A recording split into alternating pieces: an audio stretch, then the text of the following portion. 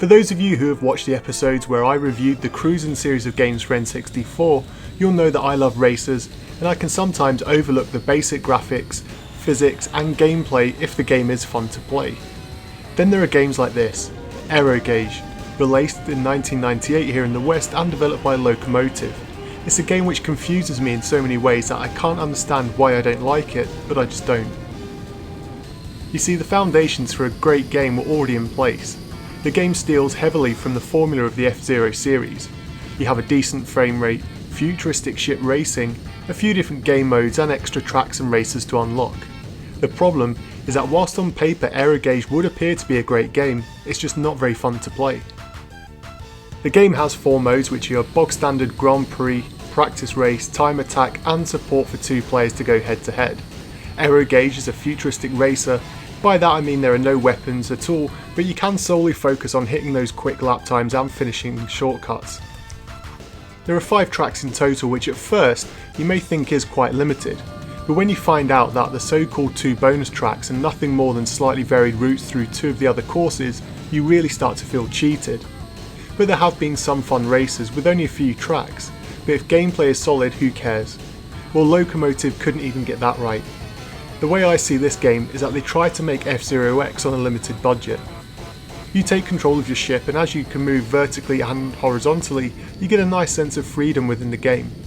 Whilst at first it seems really cool, when you go through tunnels and pipes you get a great sense of speed, but the AI in the game is absolutely insane. Unless you get a turbo boost start, you'll likely find that you'll never see your opponents again. The same can be said if you crash, nick an edge of the course, brake, have a slow moving car, or if you just stop racing because you've completely lost interest. You can gain a slight turbo boost by power drifting, but even doing so does little to help your fight the way back up the rankings.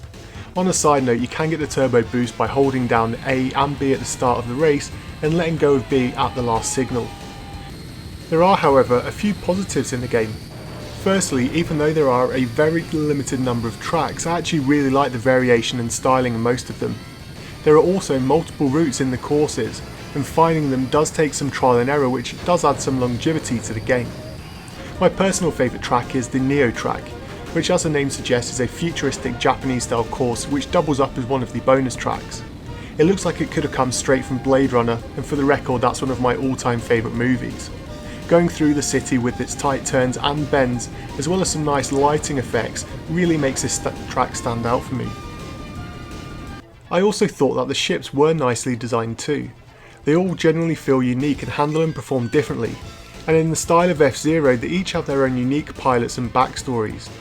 The frame rate is also solid, and this is perhaps helped by the lack of visual effects, but for anyone who likes speed, then most of the time Aero Gauge delivers. The music, whilst of the most generic variety, is kinda cool if you like the very Japanese sound to it. It's all MIDI based, which has that distinctive retro sound, and with very few sound effects in the game you really do notice it while you're racing. Funnily enough though, the soundtrack was actually due to be totally replaced when the game made its way from Japan to the West, but this never happened. A big letdown though is the multiplayer mode, which sadly only supports up to 2 players. There is pretty much no fun to be had here, and the fact that you can't compete in the Grand Prix as a pair really means this shouldn't be a game you bring to a multiplayer party. It's hard to see what Locomotive were trying to achieve with this game. You can see touches of great design, decision making and styling within the game. It also feels as if work went into how it controls, as everything feels tight and responsive. But on the other hand, its features, modes and lifespan is so limited that after less than an hour of playing you could have completed the game and there's nothing to keep you coming back.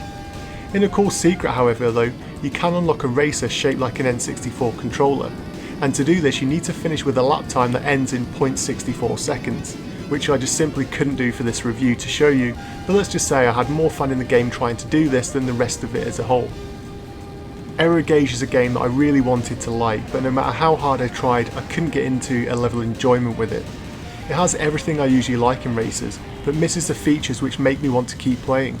But I'm just one person with one review, so now it's over to you. What do you make of Aero Gauge? Did you pick this up from your local bargain bin a few weeks after its release, or did you heed the warnings ahead of time and give this one a wide berth? Let me know your thoughts in the comments down below, and until next time.